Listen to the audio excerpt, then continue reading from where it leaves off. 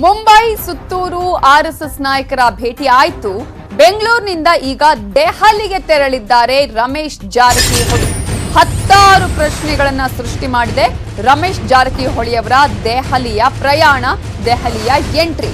ಬೆಂಗಳೂರಿನಿಂದ ಈಗ ದೆಹಲಿಗೆ ತೆರಳಿದ್ದಾರೆ ರಮೇಶ್ ಜಾರಕಿಹೊಳಿ ಅವರು. ಫಡ್ನವೀಸ್ ಮೂಲಕ ವರಿಷ್ಠರ ಭೇಟಿಗೆ ಸತತ ಪ್ರಯತ್ನವನ್ನ ರಮೇಶ್ ಜಾರಕಿಹೊಳಿ ಅವರು ಮಾಡ್ತಾ ಇದ್ದಾರೆ.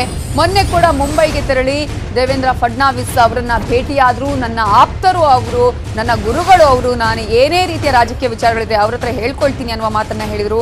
ಅರವಿಂದ ರಾವ್ ದೇಶಪಾಂಡೆ ಮೂಲಕ ಮನವೊಲಿಕೆ ಕಸರತ್ತು ಕೂಡ ನಡೆಯಿತು. ಸಚಿವನಾಗಲು ಶತಾಯಗತಾಯ ಪ್ರಯತ್ನವನ್ನ ಮಾಡ್ತಾ ಇದ್ದಾರೆ ಜಾರಕಿಹೊಳಿ.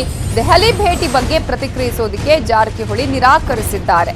ದೇವೇಂದ್ರ ಫಡ್ನವೀಸ್ ಸಲಹೆ ಮೇರೆಗೆ ದೆಹಲಿಗೆ ಆಗಮನವಾಗಿದ್ದು, ನಾಳೆ ಇಬ್ಬರು ಬಿಜೆಪಿ ವರಿಷ್ಠರನ್ನ ಭೇಟಿ ಆಗಲಿದ್ದಾರೆ ರಮೇಶ್ ಜಾರಕಿಹೊಳಿ ಅವರು.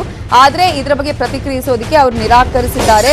ಬಿಜೆಪಿ ವರಿಷ್ಠರನ್ನ ಭೇಟಿ ಆಗಲಿದ್ದಾರೆ ರಮೇಶ್ ಜಾರಕಿಹೊಳಿ ಅವರು ನಾಳೆ.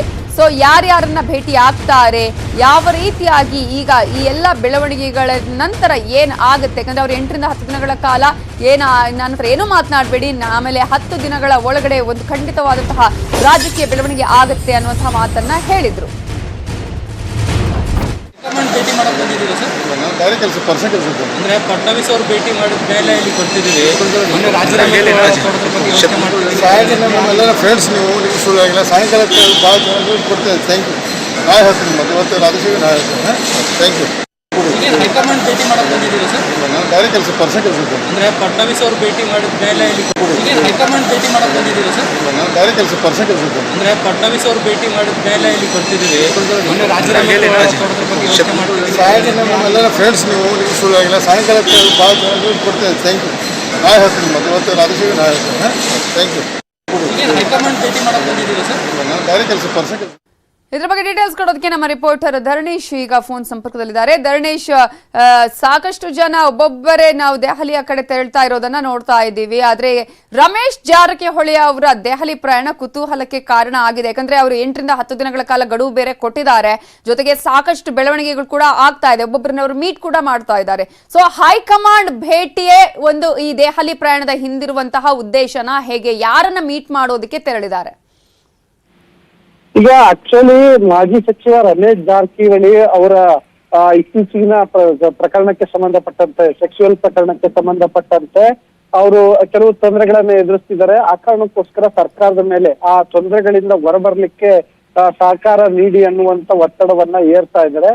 ಸರ್ಕಾರದಿಂದ ಸಕಾರಾತ್ಮಕವಾಗಿ ಸ್ಪಂದನೆ ಸಿಗ್ತಿಲ್ಲ ಅಂತೇಳಿ ಒಂದ್ ರೀತಿಯಲ್ಲಿ ಆಕ್ರೋಶಭರಿತವಾಗಿರುವಂತಹ ರಮೇಶ್ ಜಾರಕಿಹೊಳಿ ಸರ್ಕಾರಕ್ಕೆ ಸೆಡ್ಡು ಹೊಡಿಬೇಕು ಮತ್ತು ಮುಖ್ಯಮಂತ್ರಿ ಯಡಿಯೂರಪ್ಪ ಅವರಿಗೆ ಬೇರೆ ರೀತಿಯ ಸಂದೇಶವನ್ನ ಕೊಡಬೇಕು ಅಂತೇಳಿ ಇತ್ತೀಚೆಗೆ ರಾಜೀನಾಮೆ ಪ್ರಸ್ತಾಪವನ್ನು ಕೂಡ ಮಾಡಿದ್ರು.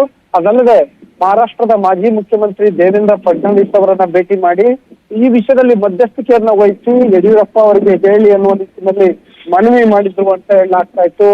ಅದಲ್ಲದೆ ರಾಜ್ಯದಲ್ಲೂ ಕೂಡ ಅವರು ಸುತ್ತೂರು ಸ್ವಾಮೀಜಿಗಳನ್ನ ಭೇಟಿ ಮಾಡಿದ್ರು, ಇತರೆ ನಾಯಕರುಗಳನ್ನ ಭೇಟಿ ಮಾಡಿದ್ರು. ಈ ರೀತಿ ಮಾಡಿ ಒಂದು ಯಡಿಯೂರಪ್ಪ ಅವರ ಮೇಲೆ ಒತ್ತಡ ಏರುವಂತ ಪ್ರಯತ್ನವನ್ನ ಮಾಡಿದ್ರು.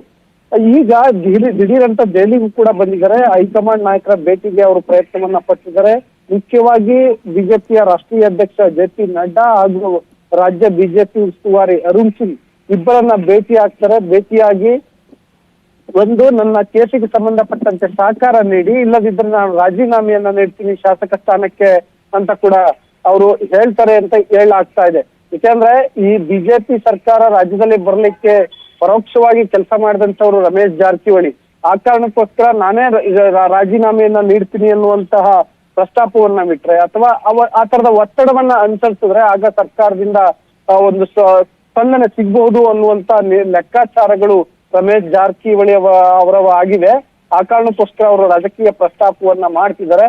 ಅಂದ್ರೆ ಈ ಅವರ ಪ್ರಕರಣ ಬೇಗ ಮುಗಿದು ಅವ್ರಿಗೆ ಕ್ಲೀನ್ ಚಿಟ್ ಸಿಕ್ಕಿದ್ರೆ ಮತ್ತೆ ಮಂತ್ರಿ ಆಗ್ಬೋದು, ಅಥವಾ ಈಗ ಕಡೆ ಪಕ್ಷ ತನ್ನನ್ನ ಮಂತ್ರಿ ಮಾಡ್ಲಿಕ್ಕೆ ಸಾಧ್ಯ ಆಗಿಲ್ಲ ಅಂದ್ರೆ ತಮ್ಮ ಕುಟುಂಬದವರನ್ನ ಮಂತ್ರಿ ಮಾಡಿ ಅನ್ನುವಂತ ಪ್ರಸ್ತಾಪವನ್ನ ರಮೇಶ್ ಜಾರಕಿಹೊಳಿ ಇಟ್ಟಿದ್ದಾರೆ. ಇದೇ ಸಂಬಂಧಪಟ್ಟಂತೆ ಹೈಕಮಾಂಡ್ ನಾಯಕರ ಭೇಟಿಗಾಗಿ ದೆಹಲಿಗೆ ಬಂದಿದ್ದಾರೆ ಅಂತ ಹೇಳಲಾಗ್ತಿದೆ.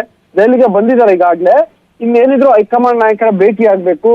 ಇನ್ನು ಕೂಡ ಅವರ ಭೇಟಿಗೆ ಸಮಯಗಳು ನಿಗದಿ ಆಗಿಲ್ಲ. ಅರುಣ್ ಸಿಂಗ್ ಅವರ ಬಳಿಯಿಂದ ಆಗ್ಲಿ ಅಥವಾ JP ನಡ್ಡಾ ಅವರ ಬಳಿ ಆಗ್ಲಿ ಇನ್ನು ಸಮಯ ನಿಗದಿ ಆಗಿಲ್ಲ.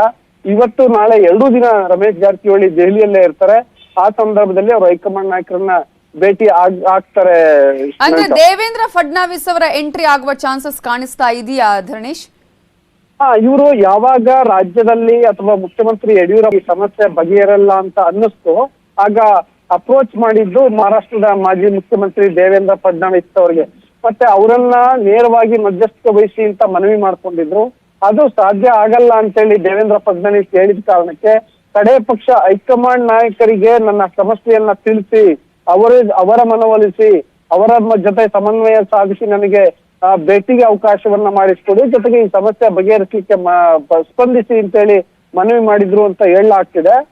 ಅದರಿಂದಾಗಿಯೇ ದೇವೇಂದ್ರ ಫಡ್ನವೀಸ್ ಅವರು ಹೈಕಮಾಂಡ್ ನಾಯಕರಿಗೆ ಈ ರಮೇಶ್ ಜಾರಕಿಹೊಳಿ ಅವರ ಬೇಡಿಕೆ ಬಗ್ಗೆ ಮನವರಿಕೆ ಮಾಡಿಕೊಟ್ಟಿದ್ದಾರೆ.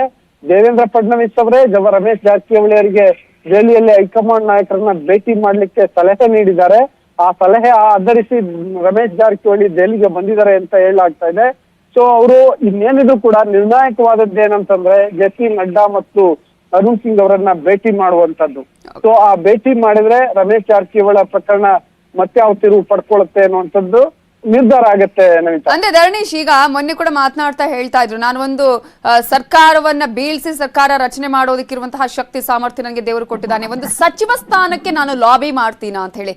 ಅದುವೇ ಈಗ ಉದ್ದೇಶನಾ ಅಥವಾ ಬೇರೆ ಏನಾದ್ರೂ ಲೆಕ್ಕಾಚಾರಗಳು ಇದೆಯಾ? ಆ ತರದ ಕ್ಲೂ ಏನಾದ್ರೂ ಸಿಗ್ತಾ ಇದೆಯಾ? ಹೇಗೆ ಈಗ ಅವರು ಸರ್ಕಾರಕ್ಕೆ ಗಡುವು ಕೊಡೋದು ಕೊಟ್ಟಿದ್ದಾರೆ ಅಂತ ಅನ್ಸುತ್ತೆ. ಯಾಕಂದ್ರೆ ಮಾಧ್ಯಮಗಳ ಮುಖಾಂತರ ಕೊಟ್ಟಿದಾರ ಅಥವಾ ನೇರವಾಗಿ ಯಡಿಯೂರಪ್ಪ ಅವರಿಗೆ ಆ ಸಂದೇಶವನ್ನ ರವಾನಿಸಿದಾರ ಗೊತ್ತಿಲ್ಲ.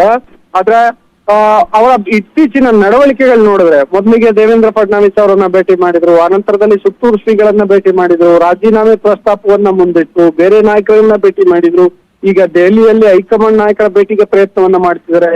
ಈ ಮುಖಾಂತರ ಮತ್ತೆ ಅದು ಒಂದು ಅವರ ಕೇಸಿಗೆ ಸಂಬಂಧಪಟ್ಟಂತೆ ಸರ್ಕಾರ ಸ್ಪಂದಿಸಬೇಕು ಅಂತೇಳಿ ಒತ್ತಡವನ್ನ ಎತ್ತಿದ್ದಾರೆ.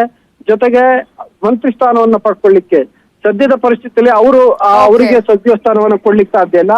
ಹಾಗಾಗಿ ಅವ್ರ ಕುಟುಂಬ ಅಂದ್ರೆ ಸಹೋದರ ಬಾಲಚಂದ್ರ ಜಾರಕಿಹೊಳಿ ಅವರಿಗೆ ಸಚಿವ ಸ್ಥಾನವನ್ನ ಪಡಿಲಿಕ್ಕೆ ಈ ರೀತಿ ಯತ್ನಿಸ್ತಿದ್ದಾರೆ ಅಂತ ಹೇಳಲಾಗ್ತಿದೆ. Navitha, thank you Dharanesh ಡೀಟೇಲ್ಸ್ಗೆ.